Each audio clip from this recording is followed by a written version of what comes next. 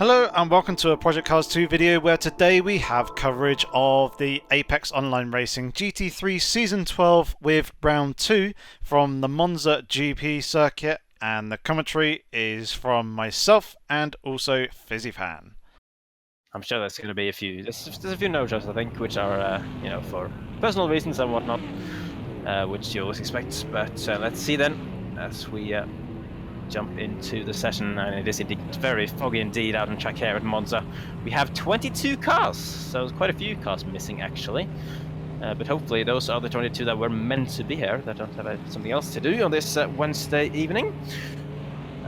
So you can see a stream of cars already leaving the pit lane. They got 10 minutes to try and get the best possible lap time, and Jesus Christ, you cannot see a single thing going down the pit straight. There's some headlights, and then there's some marbles. There's a kind of a red car somewhere in there.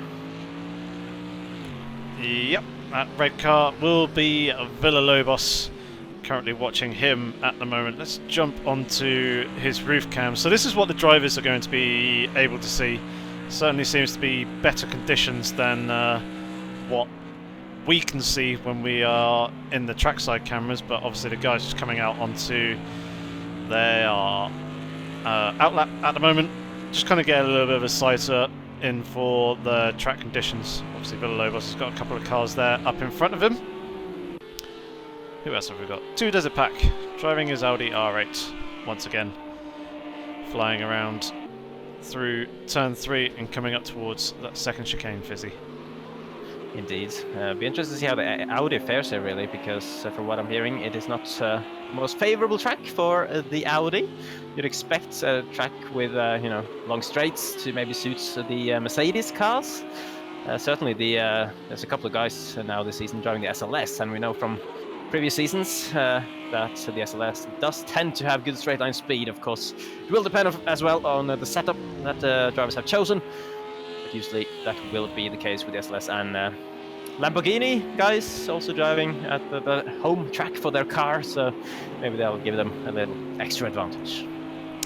Yep, that could be a possibility, though. Lamborghini is also a pretty good car. Seems like the Audi R8 struggles a little bit. It's not quite as quick as some of the other cars. I remember from my own personal experience that the BMW M6, of which there is maybe 1 or 2 this season, they are pretty quick in a straight line. So you see CJB coming through the... I'm not sure there's any BMWs this season, actually. I can't remember seeing any. You might be right. I'm pretty sure there was one. Just having to flick through all the names now. We'll probably start to see some times popping up on the board relatively soon. There's a McLaren there. Not too sure. Yeah, which was that also is... a bit unusual on this game, I would say. Yes. There's a second McLaren. But it does mostly seem like Mercedes cars and Audis. The odd Lamborghini. Here we go, starting to see some times popping up on the board now. Jardier seeming to be 8 seconds off the pace, so he must have had an issue somewhere on his first flying lap, but the guys still have 6.5 minutes remaining in this session. Yeah, plenty of time for the guys to put a lap on the board. Of course, only 3 laps so far, and only one of them really you'd feel is kind of representative, although aren't the lap times supposed to be way faster than even a 51? Yes, I remember 44s, 45s being discussed. Yeah, I believe. So I don't think either of those 3 times are particularly representative of what we're going to see later in the session, unless the fog is just causing so much trouble that the drivers just can't see where they're going. And, oh, no, there we go. Oh, there we go. Yeah, Operator, the winner from the first race of the season, has popped himself up into provisional pole briefly, anyway, with a 44.6, and then Dalking goes and smashes that by a 1/10 of a second with a 44.5. So there we go then. That's the benchmark early on in the first half of the session. Dalking, the man who was of course challenging for the win at the start of the race anyway last week, and then he had a few little mistakes, ended up in 4th place in the end. So he's certainly going to be keen to bounce back a little bit, you would think. Yeah, Villalobos got himself in 3rd at the moment. See that Chase is asking if the Ferrari is still banned. It is not. It is allowed this season. However, none of the drivers have picked it. Interestingly, majority of them, the majority of them are in the Lamborghini, like last season. There's quite a few Mercedes AMGs this season as well. It seems like there's quite a lot of AMGs in this race, possibly more. Has any drivers actually switched their cars? I don't believe so yet. Not that I'm 100% sure on that. Of course, you have to drop all the points you've scored in the season and up until that point. If you do switch your car mid-season, so maybe one of the guys that didn't score points last week might have had a switch, but we will have to wait and see. But yeah, it's certainly interesting that there's no Ferraris on the grid, even though it was unbanned for this season, because of course it was banned because people thought that it was a bit overpowered. And, you know, the clearly best all-round car. And quite often the drivers pick cars based on the race calendar, you know. It picks a car that will be one of the best cars at the majority of the tracks of the season. But yeah, with the Ferrari having been seen as a good all-rounder, it's certainly very surprising that there's none of them on the grid. Yep. Just appearing out of a fog seems to be the fan favourite, Jarmo. Coming through the final turn. He's currently holding a provisional P13, so he will be looking to improve his lap time and keep his fans happier. He comes across the line around about now, and it doesn't seem to improve his lap time there on that one. But yeah, it's interesting to see the choice of cars that the drivers tend to pick. It's interesting to see that the Lamborghini is a bit of a favourite at the moment within the leagues. It kind of does chop and change a little bit as you go from season to season, and the faster drivers pick new cars, and suddenly that car becomes very quick. But yeah, it's maybe it's actually the driver after all. Yes, that's what I like to think. Yeah, no, that's what it should be really in a league like this, where of course there are different cars, but they're all relatively equal. So the driver skill will be the most important quality at the end of the day. But yeah, don't anyone dare ban the Lamborghini, because I'm gonna rage quit. Anyway, still watching Dalking then, who is holding provisional pole, and he's extended the gap since we saw his time previously to 1:44.1 now, which is 0.4 of a second faster than Operator, his teammate. Jardier is sitting third at the moment. Villalobos, as we say, that pops himself up to third, almost ahead of Operator as well, and yeah, then goes to park his car. Villalobos, of course, also looking to bounce back after he was forced to sit out the race last week after qualifying in third, but then having to quit out of the race because of severe lag issues. So far, I haven't seen any bouncing from his car, so hopefully that's a good sign for him to have a normal race this week, as Operator is now charging down into the first quarter with an Audi not too far ahead of him. Yeah, hopefully the Audi won't be too much of a factor on this lap. It'll be interesting to see if the Audi ahead is actually on a hot lap or not. It does have its lights on, which would usually, in clear conditions, indicate that the car is on a hot lap, but obviously with these reduced visibility conditions, with the amount of fog that we have, he may just have his lights on just so other cars can see him. That's a little bit easier off in the distance. Are you saying that the headlights turn on when you drive fast? No, I'm saying that the drivers turn the headlights on when they drive fast. And no wonder I never had headlights. Yes. But yeah, Operator at the moment holding P2, but he's only 0.02 of a second to Villalobos behind. But it seems like Villalobos will not be participating in this session any further, so the best that he's going to get is P3. There's no penalties on the board at the moment. We've actually got 23 drivers. We've had one extra driver join us. Yeah, you can see. Look at this! This is going to help Operator massively. Yeah, a little bit of slipstream there as he comes down to the final turn. Chucking the car in. The Audi doing the right thing and not holding Operator up there, but he's going to get another chance at setting another lap, because they're going to come across the line now with 20 odd seconds remaining, so they both have that One more opportunity, and operator goes into pole by 0.05 of a second. That could well have been that little slipstream down the penultimate straight that gave him that little advantage that he managed to get over Dalking there. Operator could be looking at a second consecutive pole position for this season. All the other guys in the top 4 are already back in the pit lane, and we're not improved their time. So Dalking, Villalobos, and Dab. God, Dabursky. I can never remember his name. Dabursky, yeah, wow, good luck from him as well. But he's not going to improve on the 144.7. Jardier now, currently sitting P5. Can he improve and pop himself up potentially on the front row or even on pole position? Here we go across the line, and he actually drops a position as he goes across the line. Yeah, Empower has gone up to P4 just ahead of him. Yeah, he has. Godfather of Shift is somewhere in and amongst all the fog in his Porsche 911. That's a pretty solid effort to get up into 8th position. Benazili seems to be confirming himself in 9th. Kovacs David, he's still on a hot lap, so he'll be one to keep an eye out for. Someone else has just gone up in front of him. Murph has got himself up into 7th place now in his Mercedes SLS. Indeed, let's see anyone else out on track. We got Nesterovic, we got Pantera in 13th at the moment. He's coming around the Scari. And just got one bit of flat out section to go. And of course, the famous Parabolic Yamo as well is on a hot lap coming round the final corner now. Is Kovacs David. Let's see what he can do. Currently sitting in 10th position. Charging that Mercedes down towards the line. What will it be for him? He goes up one position, up to P9. This possessor Benazili down to P10 then. Pantera stays in... No, actually, no. Yeah, there we go. I think Pantera did stay in 13th place. Yep. So here is the grid then for round 2 of season 12. We have Operator on pole once again.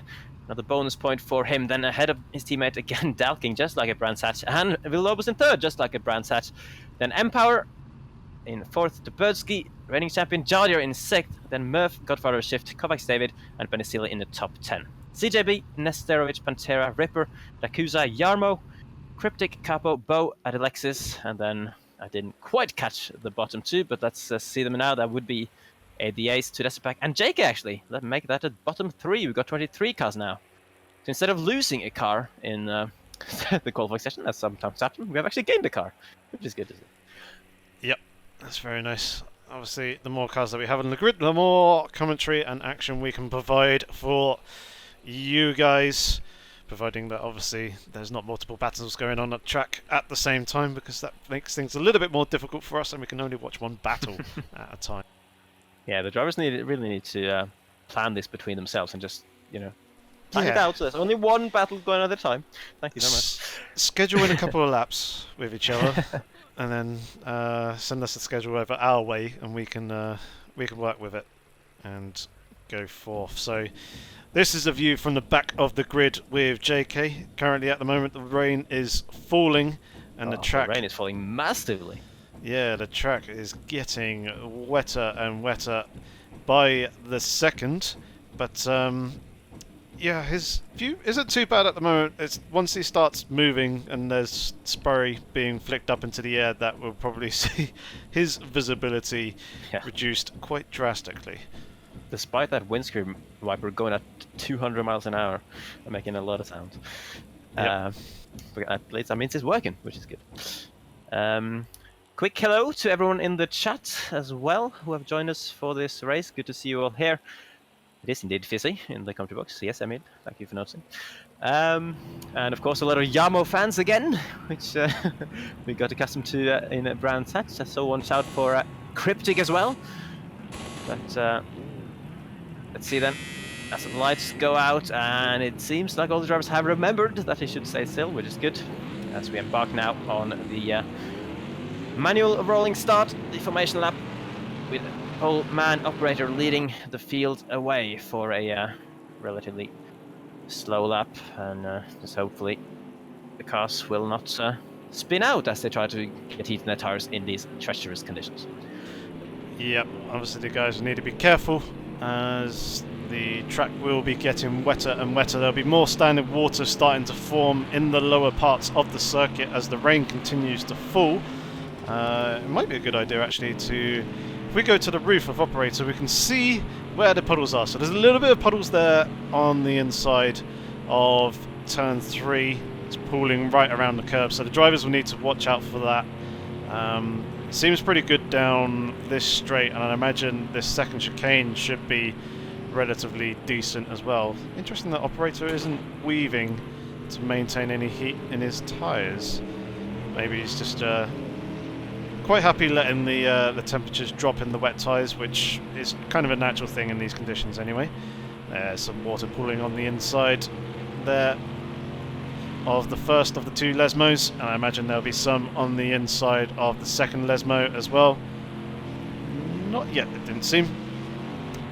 There will be some down at the bottom of this dip underneath the bridge here. There will probably be some water starting to form and pool down there. And yes, you can see it there in the distance, just about to become much, much clearer as we actually come underneath the bridge. You can see the water there, which will increase in size, and the guys will have to watch out for aquaplaning as they go down through that dip. Definitely, that's going to cause some interesting challenges for these drivers, looking out for the puddles, and this part of the track though relatively flat, so no trouble here, and still Operator has not weaved a single time to try and get heat into his tires. I mean, maybe Operator doesn't need heat in his tires. He's just a machine that can drive on any sort of temperatures and tires. So they now form into the 2x2 formation, getting ready for the start of the race. Not long to go now. We got 33 laps of action. Well, I guess 32 laps of racing action ahead of us. Here at Monza, there's a car on the grass. There is a car on the grass. Not sure what has happened there. They should be alright. Rejoining, I think, as long as they're careful. Hopefully there was no contact there. Seems like he's back on track now. Lovely mix of colors coming around the final corner here.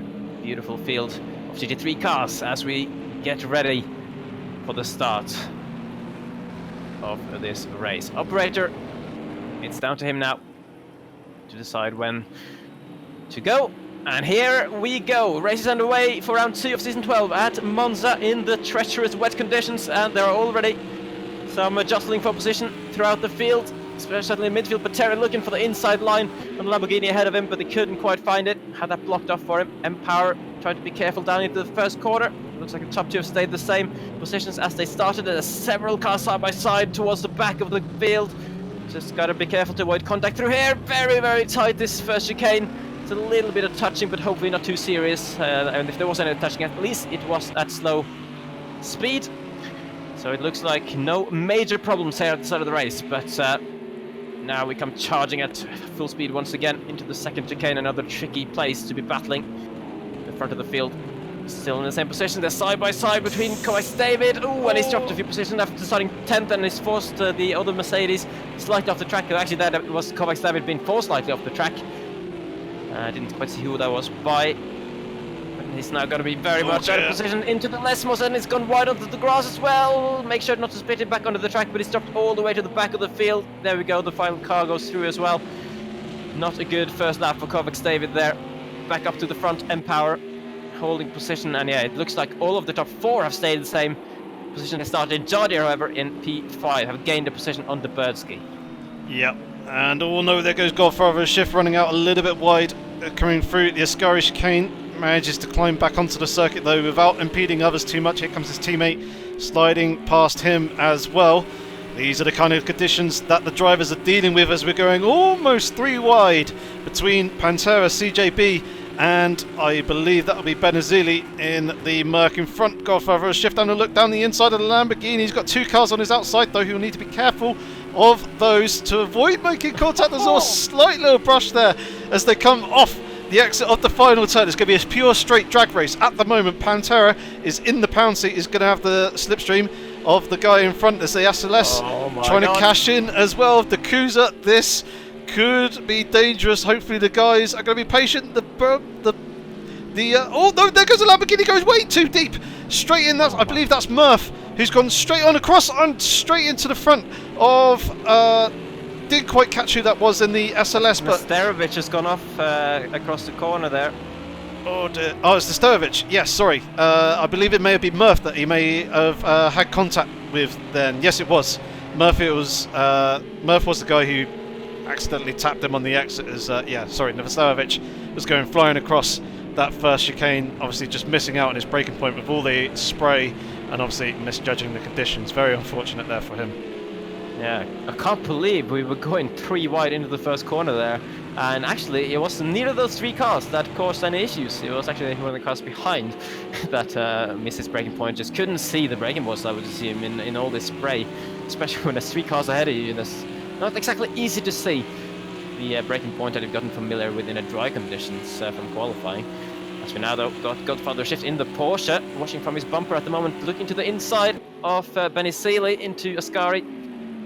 But nothing doing for him there. Has to back out of that one. And was that the car off the track as well? Oh, there's 2 cars off! Is that Ripper and is that Godfather shift? No, I believe it's teammate it's the Pantera. Other Porsche. Yeah, it's Pantera in the other Porsche. What's gone off? There's been a huge collision there. Doesn't look to damage the car, but he certainly lost a lot of time. Both of them would have. That is 19th and 20th place for them now. Oh, look at this now! Battle for the lead! Operator under all sorts of pressure from Dalking. The teammates, will Dalking actually go for the move here? Yes, he will. Looking to the inside into the first corner. Who will brake latest? Oof. It looks like Operator is just setting slightly in front of his teammate, but then backs out of it. Dalking on the apex. Oh, trying to leave space for Operator, and there we go. What a move to take the lead of the race by Dalking. And it's the first time all season that Operator is not in the lead of the race. Dalking now is in the driving seat. Yep, Dalking was looking very squirrely under braking, but managed to get the car slowed down when they got to the apex. It looks like Operator is trying to come back at Dalking though around the outside. It's not going to quite work there, as Dalking is the Operator on Dalking. Dalking there defending his line. It also seems like Empower in the background is trying to go at Villalobos. In front of him has got Jardier for company in P5, not too far behind. So seems like this top 5 has broken away from the pack a little bit. The Birdski is the green Lamborghini that we see here in the background.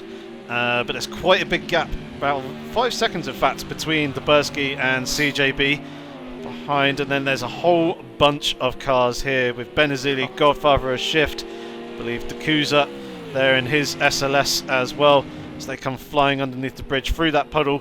Doesn't seem like any of the cars are aquaplaning, but I think that looks like Godfather a shift having a little bit of a look down the inside of the Birdski, not going to quite make it work there. But I think on the previous time round when we saw the incident between the Ripper and Pantera, I think the Ripper just lost it on the brakes a little bit. Oh, we've got 2 Desert Pack very far wide on the exit of the Ascari chicane. He seems to have managed to recover back to the track, but he's got JK for company on his outside, and it looks like that Pantera is also trying to come back as well, working his way back up through the wheel. Pantera having a look down the inside of 2 Desert Pack. Both of them avoiding contact at the moment. It seems like there's a bit of damage to the back of Pantera's Porsche, but he's continuing on and pressing on with it at the moment as 2 Desert Pack is trying to pick up the slipstream, trying to almost force a 3-wide situation, but it's not quite working at the moment. JK is there somewhere alongside them as they come into turn 1 now. There we go. Will everyone spot their braking point? It looks like they have done it side by side to Desert Pack. Oh my goodness, that is JK trying to squeeze through, and he's done it. Yeah, Will door banging going through the first corner, but all clean. And there we go, moved on for JK up to 16th place after starting from the back of the pack. And there's a McLaren coming through as well. That would be Bo, I believe, onto Desert Pack. Desert Pack is struggling a little bit in that Audi at the moment. Bo on the inside line into the second chicane, which is usually the place you want to be, but Desert Pack is not giving up, holding it around the outside and defending that position beautifully there to keep a hold of 17th position in the race. Fantastic racing towards the back of the pack. Lower points positions, points being scored all the way down to P20, of course. Yamo has dropped a few positions. He is currently the guy holding P20, and we are now looking at Jardier, who has gained another place. Empower is now behind him, which means he has gained 2 positions from where he started, and he has Villalobos as his next target now, very close behind, so you'd expect him to maybe pick up a slipstream if he gets a good run through Parabolica, or he actually has to look behind in his mirrors a little bit as well, as Empower was thinking about the inside into Parabolica, but he as well is waiting for the main straight to pick up a slipstream, running very wide on the line out of Parabolica, trying to get a good exit, and here we go then. Will he be able to get close to Jardier, or will Jardier be able to get close to Villalobos? Gonna be a double slipstream for Empower, and you can see in that Mercedes that he is closing on the straight. Jardier closing slightly as well, but he's gonna have to defend rather than attack. Is Jardier, and that is Empower locking him up the brakes and going too deep. It's gonna cost him that battle. Luckily for him, there was a gap big enough behind him to Duberski to keep hold of 5th at least, but that means he now has to look in his mirror rather than look ahead for a battle. Yep, I'm wondering if that's the second time that Empower has done that, because whilst we were watching the battle at the back of the pack, I was looking at the leaderboard and I did see that Empower had managed to get himself momentarily up into 3rd place, but must have made a mistake somewhere along the line, because yeah, he dropped back behind both Villalobos and Jardier into 5th. So all kinds of action both at the front, the middle and also at the back of the field in this race, providing us with fantastic racing entertainment. Oh, it looks like Jardier's got a better run than Villalobos coming off of the second Lesmo corner, coming down underneath the bridge of the old Oval Monza circuit, through that puddle that's formed there at the bottom, pulling under. Jardier's trying to go around the outside into the Ascari chicane. They're going to have to go side by side here. Villalobos may have to concede the position. There's a bit of door rubbing between the two. Jardier has managed to muscle his way through, forcing Villalobos to back out of that. Empower's actually cashed in very nicely on that and has got the run over Villalobos coming off the Ascari chicane. And Villalobos has now dropped down into 6th place after the little bit of door rubbing. He's going back down the inside though of Duberski into the Parabolica, the final turn here. And it looks like Duberski is trying to switch back underneath, but isn't quite able to get the drive through the mid-corner. And instead is going to slot in behind and try and pick up the slipstream, coming down this start-finish straight to begin lap 7. Indeed, yeah. I think Villalobos' exit out of Ascari got completely hampered by Jardier, giving him a little squeeze. I'm not sure Jardier intended to do that, because it looks like he had a little wobble in the mid part of Ascari, which sort of put him out on a wider line that maybe he tried to be at. But that is what caused Villalobos to have that bad line. At least he managed to defend 5th, even if he lost 4th. And we are still having some side-by-side then. That is Murph with, that's Pantera and Capo. Good move. Pantera going around the outside, yeah, fantastic stuff by him. That is on Murph actually, up to 12th place for Pantera in that Porsche. Trying to get up to his teammate, Godfather Shift running in 9th. And then Murph though, will he have the speed in that Mercedes to get back at him? Oh, look at this! It's been a change for the lead. Operator has managed to repass Dalking, but look how close he is. Dalking is not looking to stay behind for long, it would seem. Slightly better run, it looked like off the Lesmos. Coming side by side into Ascari through the puddle. And here we go then. Will the inside line or the outside line be the best here? It looks like Dalking has just braked a little bit earlier to allow Operator to have that inside line, and that means the Operator is back into the lead. Huge wiggle from Dalking. He needs to be aware of that. He has had huge problems in the past, making these little small mistakes that ultimately ends up costing him the win of the races. He's still looking for his first win in this league after a season plus 1 race. We're certainly fighting hard for it here. Looking for that slipstream onto the main straight once again. That's where he made the move a few laps ago to take the lead. Now he wants to do it one more time. That spray. Trying to pick up as much, well, I was going to say trying to pick as much of that slipstream as possible, but of course he then moves out of the way a little bit to get out of the spray and make it easier to see the braking point. Looks like he's going to stay behind and remain patient a little bit for now. The gap down to Jardier in P3 is just over 2 seconds, which means they can't be battling too hard, because that'll let Jardier back into the fight for the lead as well. Yep, one thing that we're also starting to notice is a dry line is starting to form as the rain is easing. And I do have a little bit of insider information that the drivers probably be pitting somewhere between lap 9 and 12 if the track dries quickly enough to switch to the soft tyres and just slug it out for a few laps, and then kind of in and around lap 20 or so the tyres start to come good with temperature and a lot more grip actually starts to come from them. But obviously they need to be careful with the standing water around the circuit as Dowking catches the grass a little bit there on the exit of the second Lesmo. Sort of got in, but there's actually a couple of cars in the pit lane already. Pantera and the Ripper. Yes, very good point. So that seems like a very early stop. Of course, you have to make a mandatory stop throughout the race, but with the weather report saying that the track's going to dry up, you'd expect them to make that stop whenever they need to switch from wet to dry tires. And to me, this seems a little bit early, looking at that spray.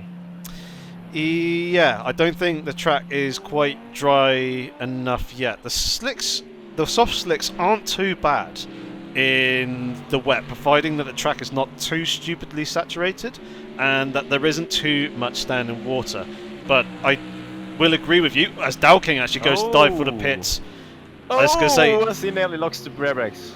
I do agree with you that I think that the track is probably a little bit too wet unless the guys can do a fantastic job and just manage to hold on. But yeah, Dowking making the first leap from the front runners into the pit lane to switch onto the slick tyres, and he's going to try and risk it for a chocolate biscuit and see if he can get himself up into P1. Oh, seems like a relatively long stop this for Dowking. I don't know how long a tyre change usually takes. 16 odd seconds. Okay. Here we go then, Dowking back underway. This will be crucial. Operator, of course, staying out for another lap. Who will make the correct strategy choice here? We got Benicil in the pits, we got CJP in the pits, we got ADAC in the pits as well. Capo in that Lamborghini, also changing tires at Alexis. So there's quite a few cars coming in at the end of lap 8.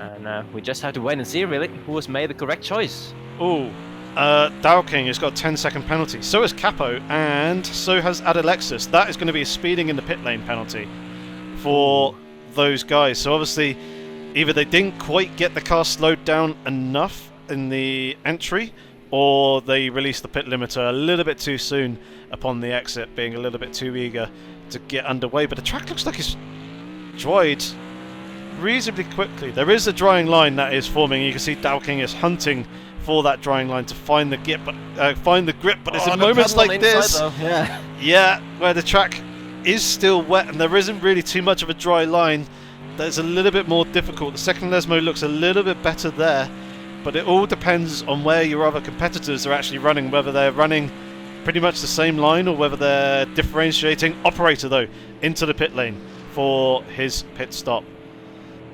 There we go, it's going to be crucial to see where he comes out relative to Dowking. Of course, Dowking has got a penalty now. I don't know if speeding penalties is something you can contest, as he was flying. Yeah, no, just noticed that pretty much the entire top 5 or 6 drivers, except for Empower, have all jumped into the pits. Empower staying out for another lap. That could be good for him, but yeah, let's keep an eye on Dowking as he's coming through that final turn and see where he is in relation to the guys around him. Yeah, it is Empower and a service to just back Yarmo, I believe, and Bo, who have stayed out. There we go, a stream of cars coming through, and Dowking has jumped! Operator! Wow, so the decision to pit at the end of lap 8 seems to have paid off. The undercut has worked for Dowking. His Operator has got a chasing job on his hands. Shame about the penalty, of course, for Dowking. Let's see, has anyone else picked up anything? No, it doesn't look like it. Only Capo, Alexis and Dowking with the penalties for pit lane shenanigans so far. But yeah, so in terms of the strategy, it certainly has worked out for Dowking. He's got about a second and a half on his teammate and rival. And of course the top 5 are the ones we are still waiting for to go into the pit lane, and you'd expect that to happen at the end of this lap because the track is visibly getting quite a bit drier, even though there is still a bit of spray being kicked up. Yep, the interesting thing now is the fact that Dowking he's been out and done 1 lap now on the slick tyres that he has. With that, he would have lost a lot of temperature, whereas the guys coming out the pits would come out with nice hot tyres. But Dowking has the advantage of actually having done a lap and got that experience underneath his belt. He knows what these conditions are going to be like better than the other guys, so he could be using that to his advantage to try and eke out a little bit of a gap, even though the guys behind him will have the slightly hotter and probably therefore the stickier tyres, although operator there jumping onto the brakes, possibly picking up a slowdown penalty coming through Ascari.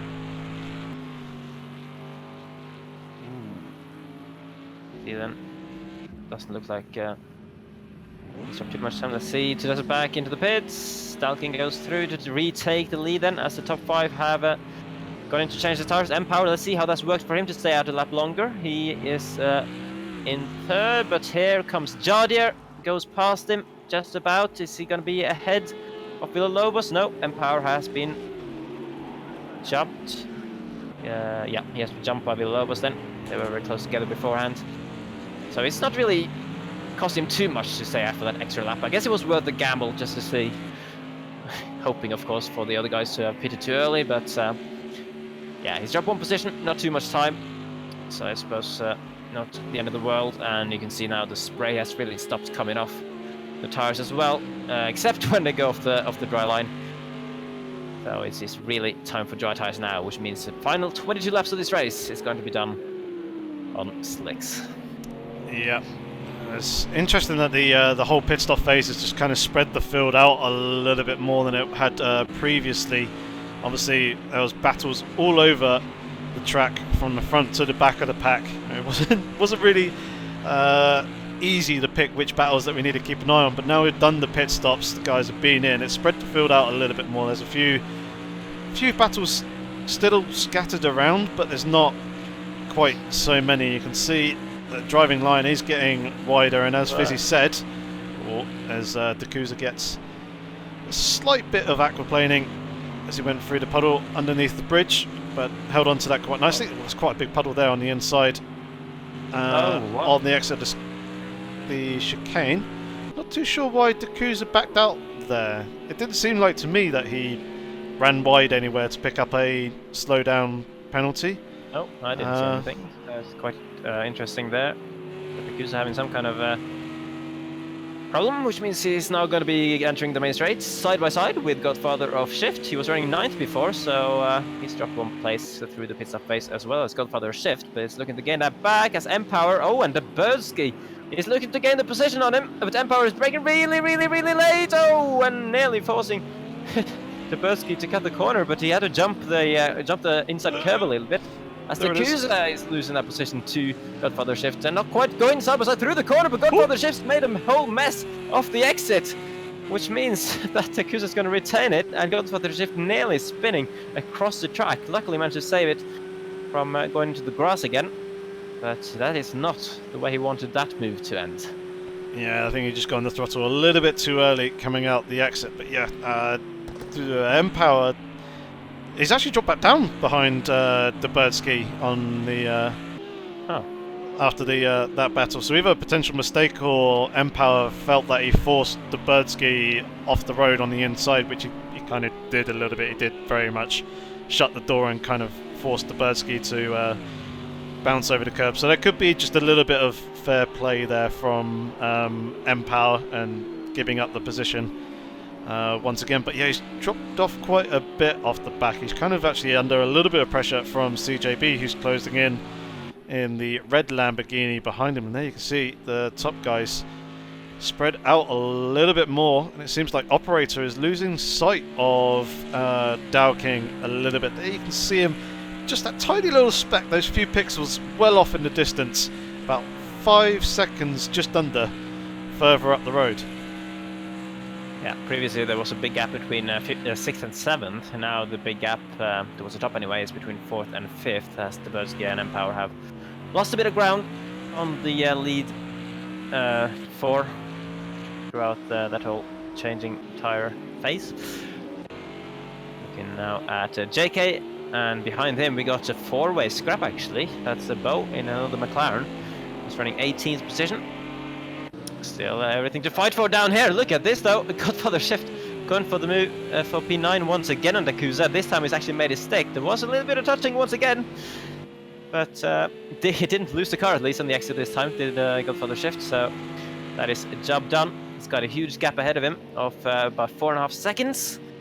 to catch Benny Seeley. Let's see if he's got a pace. Go for the shift, of course, a guy who has driven several seasons in this league in the past, and we know exactly what kind of speed he can show. He's had several podium finishes, as far as my memory is concerned. I'm not sure if it's completely accurate, as it's not always. But yeah, he's one guy that I'm used to seeing up towards the front of the pack anyway. Yeah, he's doing pretty well here in the Porsche, and I think the Porsche would actually kind of suit these conditions quite nicely. Obviously, being a rear-engined car, it helps with the traction coming off the corners, which obviously would have helped in the wet, in these drier conditions. It'll help to some extent, but I think in the drier conditions, the Mercedes SLS will probably fare a little bit better. Just currently there, lurking behind him at the moment. I did also see CJB and M-Power relatively close together, gap about half a second currently. And actually, on the previous lap, Operator closed quite a significant amount on Dow King. A good 2 seconds, in fact. But he's still got 4.7 seconds to catch him, and Dalking's actually picked up another penalty for 1 further second. So that would be a part of the reason why lap time previous time around was a bit slower. So Dalking is struggling with those penalties. He really needs to build his gap and avoid further penalties to have any chance of winning this race. Because I don't know about you, Yoki. I've not been too involved in the stewards for the Project Cast leagues recently.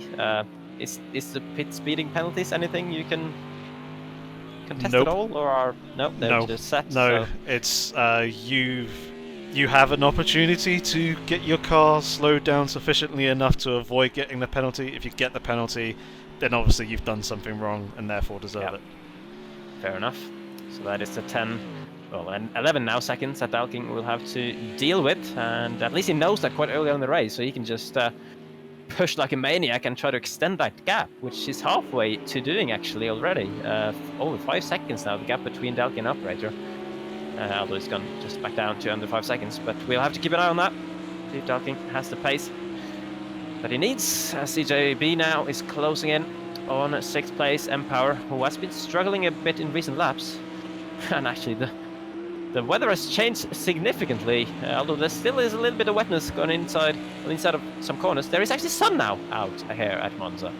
It's gone from a very rainy day where you could barely see anything to a very nice sunny day where it's almost time to go to the beach. Although on the inside of some corners there's almost a beach as it is. Anyway, looking through some of the battles in the field, this is a potentially interesting one. Murph and Cryptic, who is not quite had the race he would have dreamt of after finishing in 5th place last week and challenging for a podium. He's now under pressure from Murph coming into the first corner in a battle for 11th place. Murph's going to go for that under braking, and Cryptic looks like he's backing out of it, so not too confident in fighting that. Maybe realizing that the Mercedes was a little bit too much for him to handle around the track like this. I don't think the McLaren is going to be as suited to the Monza circuit as what the Mercedes is. And that has clearly helped Murph to get that position for now. Now it's a 7-second gap that he has to close down if he wants to get a top 10 finish. Further ahead of them, we have the Kusa still holding onto the back of Godfather Shift, getting relatively close actually on the timings, and there you see why. Oh, but yeah, he's had a slow down, which means that gap is going to increase again. You can see that puddle under the bridge is still actually absolutely massive. Is that Godfather Shift didn't manage to hold up. No, has he? Maybe? He's been a little bit squirrely all the way through Ascari. That's what I was kind of arguing about, because he did look a little bit squirrely on the brakes and quite loose, chucking the car into the Ascari. He seemed to hold it for a bit, and then upon the exit was a little bit loose and sideways again. You can see we'll keep an eye out for it next time they go around, but when they go underneath the bridge of the old Monza oval circuit on the run up to the Ascari chicane, the cars are starting to drag the water out of the puddle down at the bottom there, and that's it's kind of forming a bit more of a wet patch, and obviously with the tyres being wet, Godfather of a Shift goes for the inside move coming down towards turn 1. Dakusa giving him the room, but Godfather of a Shift not quite able to pull it off this time, so he'll slot back into that 10th place. But yeah, the with those wet tyres going through that puddle, obviously makes things a little bit more slippery for the guys, but we'll try and keep an eye out for it this time round, as it looks like... Oh no! Villalobos, Jardier have had a coming together. I was going to say, they were looking close on the timing screen. Careful, Villalobos, you don't back out too far. But that has put Jardier into the firing line of the Birdski, Empower, and also CJB is there in and around the area. And Villalobos is actually under threat from Benazili as they come down into this dip. So yeah, this is what I'm talking about. Nice example here. You can see that water being pulled up back up the hill a little bit out from that puddle. Wow, some big drama then on lap 16 out of 33. That is Jardier and Villalobos. It's a shame we only caught the end of it. We saw them both spinning across the track out of the Lesmos, but yeah, they must have had some kind of issue there, which means that Jardier is very much under pressure. The Birdski's looking at a potential podium, actually. I have to remember where he finished last week. He was all the way down in 14th place, actually, so challenging for the podium now.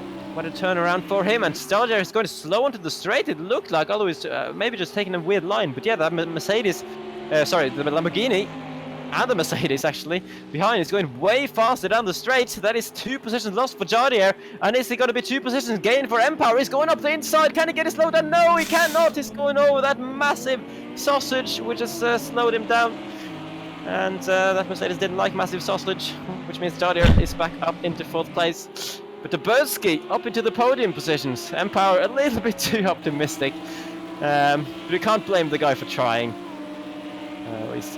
Sometimes you just get a little bit overexcited when you got the opportunity to get 2 cars in one go. Yeah, I think he was also saved a little bit by the sausage curb as well, because he was starting to lose the rear of the car, and then yeah, he caught that sausage curb and it kind of helped him to bring the car back into line a little bit. But that has kind of given Dowking a bit of a get out of jail free card, because although he's got that 11-second penalty, he's now got a 17-second gap to the Birdski in 3rd place. So it means that even if he does lose the lead to his teammate Operator with that penalty, he should still hold on to 2nd place and not drop any further unless he makes a mistake. Hopefully, touch wood, no commentator's curse there for Dowking. But Jardier seeming to hold on to the back of the Birdski. I don't think they've picked up too much damage. I can't really see any on Jardier's car, even though he was a little bit slow coming down the start-finish straight. But I don't know if he lifted for any particular reason. Yeah, I'm not sure why it went so slow. Let's see if it's going to be the same this time around. Looks a little bit better. Yeah, it looks better now. Back to normal. So not really sure why that was the case on the previous lap, but Jardier then is still very much in the fight after that incident with Villalobos. Be interesting to see if either of those join the commentary box for interviews after the race. We'll have to ask what on earth happened there. But for now, just have to focus on the battle, which Jardier has on his hands here. The Birdski ahead of him, Empower behind him. But we know Jardier, of course, most of all, he likes to fight for the win of the race, but he does love a battle in any case, and he's definitely got one on his hands now. Yep, he has. Just jumping back down the field to 18th position. We're riding on board with fan favourite Yamo just in front of him. Doesn't look like Bo is closing up though on the approach to turn 1, so he isn't going to be mounting a challenge into the first chicane here unless Yamo makes a mistake, which gets a slight wiggle on the exit but holds on to that quite nicely. So we'll jump back up to the battle for the final podium position for now, and it seems like all the guys are still running that same line through that puddle there and continuing on through the water and the spray, and there's a little bit more water just there on the left hand side as they come through the exit of the Scari chicane, but because it's the right hand side tyres, it doesn't really matter too much that the lefts are getting wet. And this is Empower powering up alongside Jardier coming in towards the final turn. Empower's going to have the inside line, is going to momentarily take 4th position away, but I don't think Jardier is going to quite give up yet, and I'm sure he is going to be trying to line himself up for a good exit and try and pick up the slipstream. Coming down this start-finish straight, but he doesn't seem to have the pace that Empower has. I do wonder if he actually does have a little bit of damage, perhaps. Yeah, Because I'm starting to think that as well. The way I exited out of Ascari as well, how easy it was for Empower to get past him. Oh. And the way he's not even gaining in the slipstream now, it seems like perhaps he's struggling with a straight line speed. Definitely caught him back in that corner though, as Empower once again was a little bit too deep on the brakes. Yeah, Jardier does seem to be carrying a bit of an issue, which is not going to help him in this hunt for third. No, that's going to make things pretty difficult. And you can see Empower's previous lap was actually a 45.7 to Jardier's 46.5, so good 8/10 of a second there. As it seems that Dubirsky getting a little bit loose on the exit of the second chicane, but holds on to it quite nicely. All the guys filter through the first of the two Lesmos, coming into the second now. Oh, Dubirsky goes and runs out wide. That's Empower up into the podium position. Jardier now up into 4th place. As Dubirsky, just a slight mistake there through that second Lesmo, running out a little bit too wide. And yeah, getting caught out in the gravel. Obviously gone and lost 2 positions. Yeah, the bunch behind actually is not too far off either. CJB is looking to get involved almost back there as well. But yeah, Dubirsky, unfortunate mistake for him. So Empower now. Let's see. Well, how many seconds is Empower's penalty? Let's try and 2. 2 seconds. Okay, interesting. And CJB's got 1 second. There's a few guys further down as well with 1 second. So that's something to keep in mind. Empower does need to pull a bit of a gap if he wants his podium, but we know the Mercedes does have straight line speed. Whether he has the speed through the corners though remains to be seen. But Jardier is back up into 4th then. Every time it looks like Jardier might lose that position, he does find a way in some way. Dubirsky though is going to be all over him once again. That's actually Empower, it seems once again is just dropping a bit of speed out of that first chicane. He's really struggling with that one. So,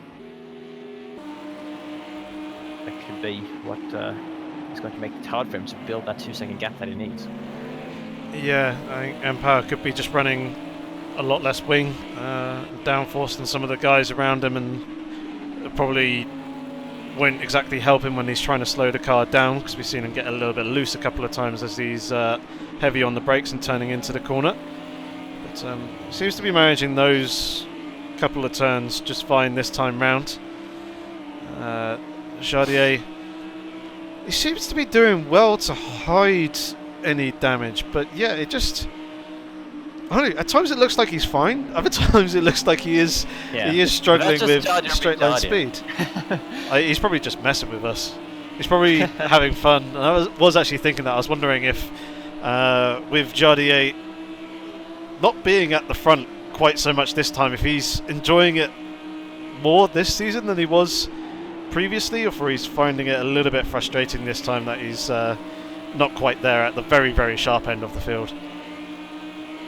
Well, maybe a mix of both, but of course with his disconnection last week and coming into this race with 0 points, you'd expect him to maybe be a little bit frustrated that he's not quite up there at the moment. And once again struggling on the straight. Is Dubirsky going to go for it immediately? No, he backs out of it, didn't want to go for the dive there. And I have got word in the chat from UK Mod 123 that Jardier does indeed have some damage. He has got 6% on the front and 2% on the engine, which is why we're seeing his struggles in the straight line. And he seems to be fine in the corners usually, but I think that's just Jardier kicking in terms of his driving.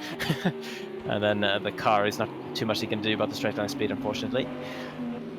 Once again though, Dubirsky backing out of the move as CJB loses the positions to Benazili. Shaken, yeah. Benazili goes ahead in that bright yellow Mercedes. I haven't quite followed his pace, but it will see if he has the pace to close the gap on the guys ahead, while CJB wasn't really able to. Yeah, CJB qualified outside the top 10 for this round. He's managed to obviously get himself up there into 7th place, so he's done well to work through the field. Obviously helped with some moments and collisions earlier between a couple of drivers, but seems to be putting in a solid performance at the moment. He'll be looking to hold on to the back of Benazili, as Benazili seemed like he had the pace over CJB on the previous lap. Going to Jardier's damage, the engine damage that he has shouldn't impact his performance. It'll be the aero damage on the front that will be creating a little bit more drag than Jardier would like, and that would be the factor that is limiting his straight line performance. If we bring up the speedo, look at 265, and Jardier's just creeping up to 265 now. Obviously, slipstream for Dubirsky as well. It's obviously helping him along, but yeah, that front aero damage is not going to help, and neither is that slight slide in the traction zone coming off turn 2. Well, maybe that's just evened out his battle a little bit. You'd normally expect Jardier to have a slight upper hand on Dubirsky based on, well, basically the first race and a half that we've seen. But Dubirsky has got that little straight line speed advantage, and it's worked for him there. Down into the second chicane, he makes a move once again. Nice and clean move up the inside. Nothing Jardier really could do to defend it. Such was the straight line speed difference. So it's down to Jardier now to try and keep up in the corners, but it's hard to see a way for him to get past, really, with less straight line speed, because he really depends on Dubirsky making an error in the corners to make a move. Yeah, you can see that M-Power in the foreground here has managed to pull out quite a substantial gap to Jardier and Dubirsky as well. It's just crept over 2 seconds, so there's the performance loss there that Jardier is suffering from at the moment. It seems like in the very far background of the shot, you can see that CJB is holding on to the back of Benazili quite nicely. There you can see the difference. Currently sat around 0.3 of a second and closing in the braking zone for the Parabolica, but on the exit, imagine that gap will extend slightly as it does so. But yeah, CJB sitting quite happy in the slipstream at the moment of the Mercedes in front. Alexis though here is on the back of Capo, and then we also have Cryptic is there leading this 3-car train battle for 11th position. Here we go then. Are we going to see another 3 wide down the main straight? Potentially. It is looking good for it, considering the Mercedes is the car at the back of this. There's a little gap in the middle. Will he go for it? Yes, he will indeed. That is Capo down the middle. Capo in the Lamborghini. That is Alexis down the middle and going for the inside line. Capo braking very, very late. Slight touch at the back as well. But the Mercedes has started the straight at the back of the trio, has finished the straight at the front of the trio, and Cryptic has lost 2 positions in all of that. It's basically been switched around completely, the order they were in as they entered the main straight. There was a brief moment of 3 wide once again, just as we saw several times in the early part of the race. So that's at Alexis then, who needs to push on. What Cryptic has, of course, on these guys is that he does not have a penalty, whereas the 2 guys he's battling do have. And I believe those guys both got a pit lane penalty, didn't they? That would have been a 10-second. Yes, they do. So maybe Cryptic is not overly bothered about losing these positions, considering the gap to the car ahead as well is relatively big, so he just really needs to stay at the back of these guys to still finish in 11th place. Yeah. Oh, very true. Sorry, apologies for the yawn. Come on, the battle wasn't that boring. No, me just being tired. CJB. Oh, they're caught up to the back of Jardier. Jardier is seriously suffering in terms of performance. Benazili was having a little bit of a look, but then thought better of it coming into the turn 1-2 chicane here. Wait, what? Where's the Dubirsky gone? The Dubirsky has 7th in 7th place. Interesting. That was not the case before. No. Something's happened. Yeah, I'm starting to suspect the same, as that was Benazili and CJB getting very, very close under braking there. CJB just about managing to keep the front of his Lamborghini from making very close friends with the rear of that Mercedes AMG in front of him. But yeah, the Empower's now obviously romped off away 5 seconds further up into the distance. There you can see just disappearing out of line of sight. And yeah, Dubirsky now dropping down into 7th place with Jardier there now in 4th, and Benazili and CJB looking prime and ready to try and sneak their way past Jardier at some point, although I imagine Jardier will continue to fight and hold on to the positions that he possibly can where he can. You can see that Benazili was starting to line himself up with an overtake into the Parabolica, but then thought better of it and instead just used the straight line performance coming down the start finish straight to probably make it a relatively easy overtake coming into the first turn. Yeah, it looks like that will indeed be the case, and Jardier is going to be close to losing 2 positions here in one go, actually. I think CJB is going to back out of it. No, he's not! He's diving up that inside!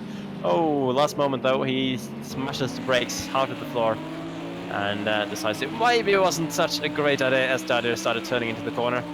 But he will have another chance here. With Jardier carrying that damage, CJB gets the run. He's going to look to the inside, is he? Oh, there's a little bit of door banging as well. A little bit of squeezing going on there. Not sure that was quite necessary, but that is the red Lamborghini going past the black Lamborghini, and Jardier is his day is going from bad to worse through no fault of his own, really, because we didn't see what happened between him and Villalobos to cause that incident that gave him damage. But yeah, in terms of after that, at least, there's nothing he can do about losing the positions that he's losing at the moment. So he's gonna, well, we got to Dubirsky now 2.5 seconds behind him, and he's already been passed by him twice this race already. So let's see if that gap's going to be big enough for him. It's only 8 laps to go in the race. I say only, it's still going to be quite a bit of racing yet to happen in this race, I'm sure. Actually, I've been keeping... Actually, let's not go away from this battle just yet, because CJB is very close behind Benazili in a battle that is now for 4th place. Earlier on in the race, this was a battle for 7th or something. But it's worked out in their favor recently. Does CJB in the Lamborghini have the pace on the straight with a slipstream to challenge the Mercedes? It doesn't look too good for him unless he wants to go for an optimistic dive. Nope, the Mercedes is just too strong. Very different feeling for him from last lap, where he was just easily catching the other Lamborghini. The Mercedes would have it no such way. Yeah, and also looking at the very top end of the field as well. Operator has managed to get within 2.5 seconds of his teammate Dowking at the head of the field, so that gap there has shrunken down. Let's take a walk through the pack. So Villalobos is there reasonably close to Dubirsky, lurking in and around the second.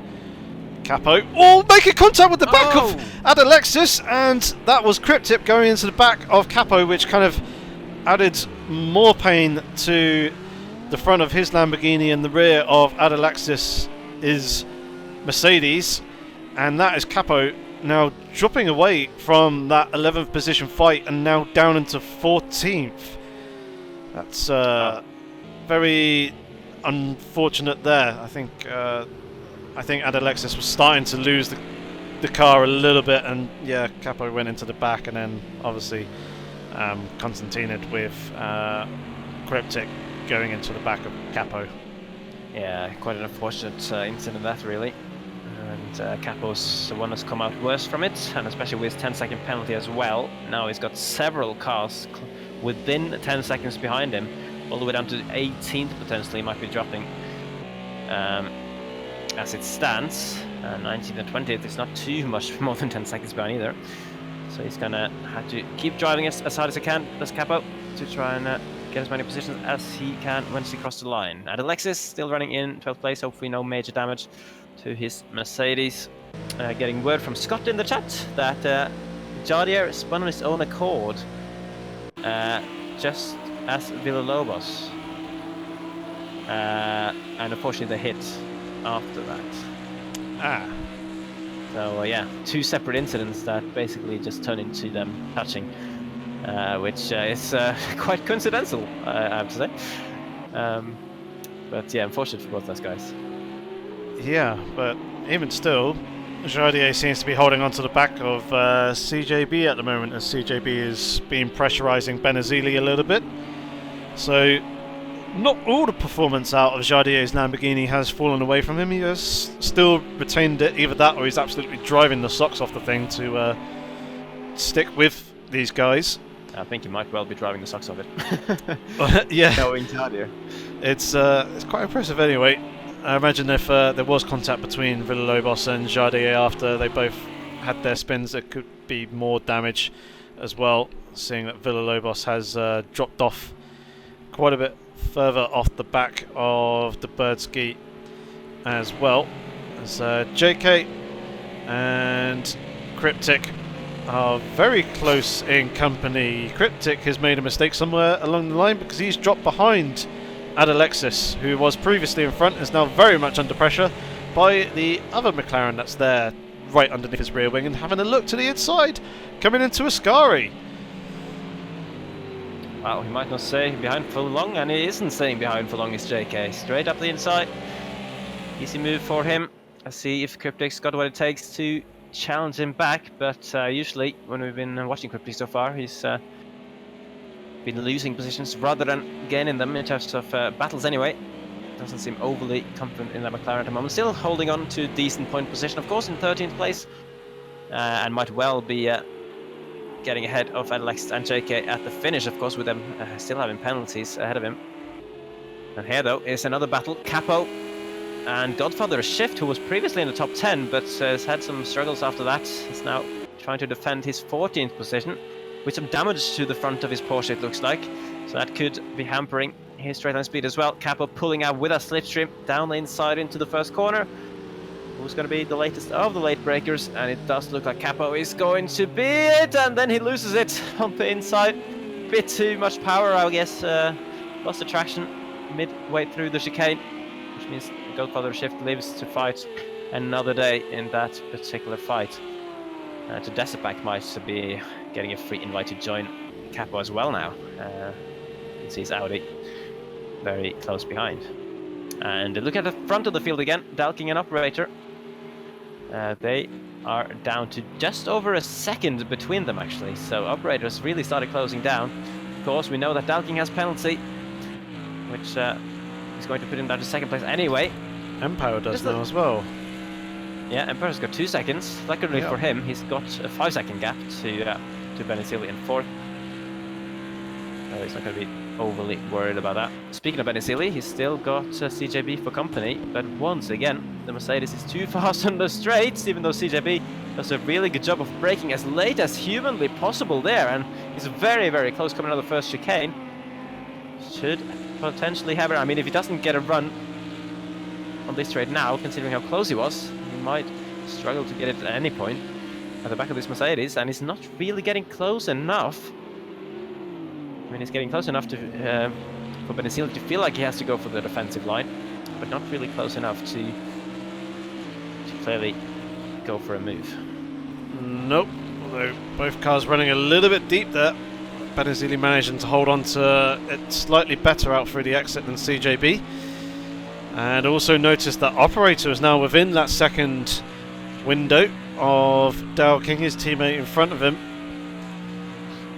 Hopefully Dow King isn't suffering from any poor tyres or poor Suffering from setup, something, because Operator is closing very fast.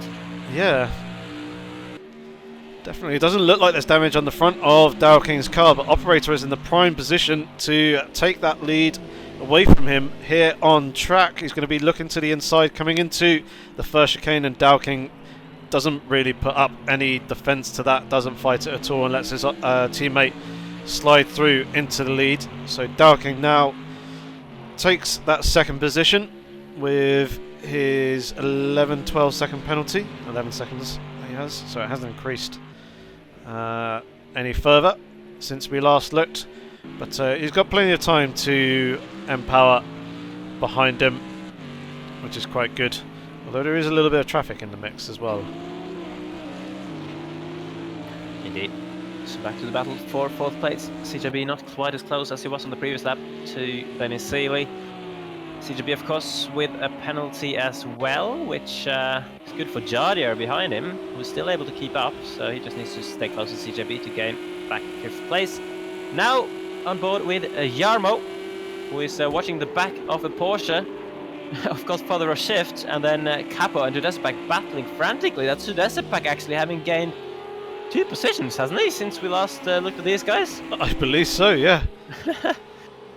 So here we go then, Tudesepak is under pressure because the Lamborghini's got a hell of a run, and that is he's losing their positions back immediately. Jarmo potentially going for a move on Godfather Shift just behind him as well. Several cars very close into the first corner. Tudesepak, oh, and that is Capo going across the chicane, and he's surely going to have to slow down to give those positions back. And I mean, oh my goodness me, it's 3 wide briefly. Godfather Shift is all of a sudden challenging Tudesepak as well. Jarmo trying to get involved, but it's a 2 wide block just ahead of him. There's nowhere Jarmo can go. As Godfather Shift, oh my goodness, no, don't go for that double dive, please. As Godfather Shift does get the position in the end. On Tudesepak, absolutely crazy battling here for 13th. And Godfather Shift finally getting back some positions after having a few little struggles throughout this race. Still got damage on the front of his Porsche, but now he's ahead of this train. Tudesepak, no, not giving up. Yeah, totally enjoyed being in 13th. I would love to be in 13th a little bit longer. Here we go for the inside. Jarmo through the puddle as the spray suddenly kicks up. Tudesepak to the inside, hits the apex nicely. Can he get the run out of the corner though? Jarmo's looking for any way to take advantage of what's going on ahead of him. But, oh, who's that going off in the background? That's Godfather Shift as well, and there's a yellow Lamborghini off the track. I think that might have been a Sterovic in 18th. But yeah. Godfather Shift did drop the position to Jarmo and to Capo as well, which means Jarmo is now suddenly in for a chance of passing Tudesepak. This could be a really good few laps for the fan favourite. Tudesepak is already lining himself up for the inside defence. Jarmo's going on the grass, and there is Capo trying to make it 3 wide into the braking zone. He's not quite close enough to make it, but Jarmo on the outside of Tudesepak, who's hanging on in there in the Audi. And is it just me, or has that Audi lost his bonnet? No, that isn't just you. I was going to ask you exactly the same thing when we first picked up the battle. Yeah, I picked it up as soon as you saw straight away. But this is fantastic racing. Tudesepak properly getting his elbows out there, getting very, very defensive. Did defend fairly, I'll say, although it was quite aggressive. But yeah, Tudesepak is desperate to hold on to that 13th position with the 4 or 5 cars behind him. But yeah, Capo's got the better exit over Jarmo. He's going to have the inside coming into the first Lesmo. Jarmo trying to hold it around the outside, not really quite working there. Godfather of Shift is going to be looking to the inside into the second Lesmo. Contact between the two. Both of them staying onto the track though. And the two of them continuing to fight on, and we've got the Ripper also trying to jump him behind, as well as he's going to be looking to the inside. Jarmo going defensive though, coming into this garage chicane, looking to the inside of Godfather of Shift. Godfather of Shift looks like he's managed to hold that around the outside though. Jarmo tucking in behind for now, and the Ripper following on through as well. As it seems like there's Tudesepak closed up onto the back of Cryptic up in front. Yep. So this is a 6-car train as Jarmo's going down the inside of Godfather of a Shift. Godfather of a Shift has gone way too wide there. It's going to lose him the traction and the position to the Ripper, as Ripper is having a look at Jarmo now as they come down the start-finish straight. It looks like Tudesepak is going for the inside of Cryptic as well, and actually gets the move done before they get to the chicane. Comes across the nose in front of Cryptic and is going to slot himself up into 11th position now. It looks like someone else. I think we may have lost someone. Someone may have dropped connection. Hopefully it's not anyone. Yeah, we're down to 24, 21 cars, I should say, after starting with 23. So yeah, they seem to have lost someone. Gonna go down. There's no one in the top 6, no one in the top 7. But here we go, Jarmo back on the attack again. We hard to know the outside into the second chicane as he nearly gets clattered by Godfather or Shift in the Porsche. Luckily, Godfather Shift, so yeah, he's not too happy at the moment. Maybe he cut a corner slightly there as well, and has a slowdown. Through all of this, I have noticed that the Birdski has passed both the Jadier and CJB. So he has. Jadier is also ahead of CJB, so he's still in 5th. Sorry, 6th is now. Yes. Interesting. Yeah, a lot of drivers shuffling around their positions. Let's jump back up to the front here because Capo has managed to get past Cryptic now. Seems like...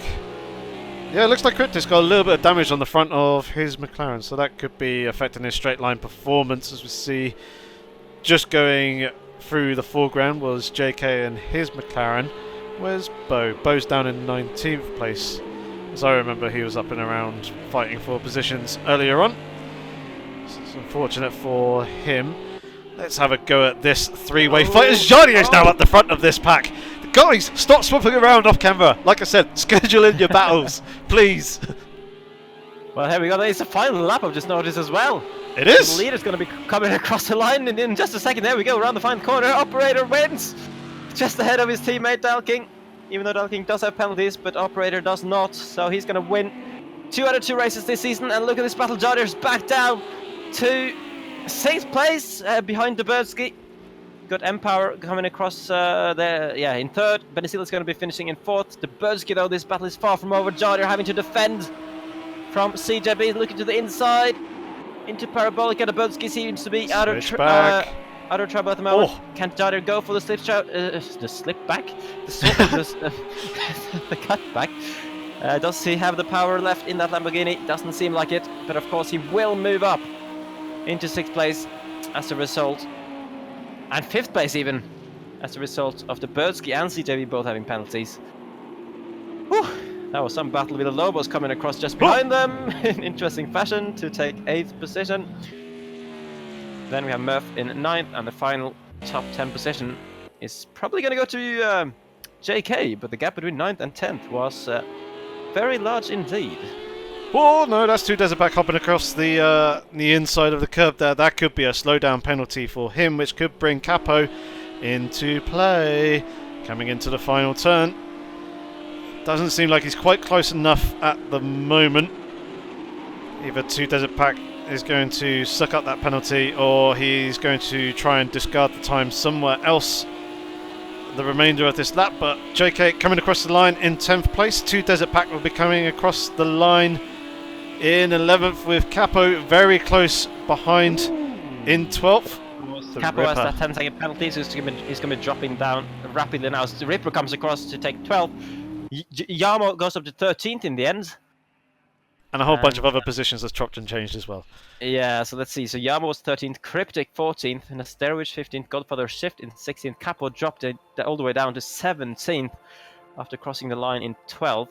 And then ADA's in 18th, Bo in 19th, Pantera in 20th, and the one guy missing out on points, unfortunately, will be Kovacs David, who had a unfortunate day in the car after his incidents at the first lap. And then we had 2 cars that dropped from the race, which I'm not quite sure who was. And that is going to conclude the coverage of round 2 from the AOR GT3 Season 12 League. If you enjoyed the video, give it a thumbs up. If you have any comments or questions, feel free to leave them down in the comment section below. But otherwise, consider hitting that subscribe button for more Project Cars 2 content in the future. And until the next video, thanks very much for watching. Have fun, stay safe, and take care.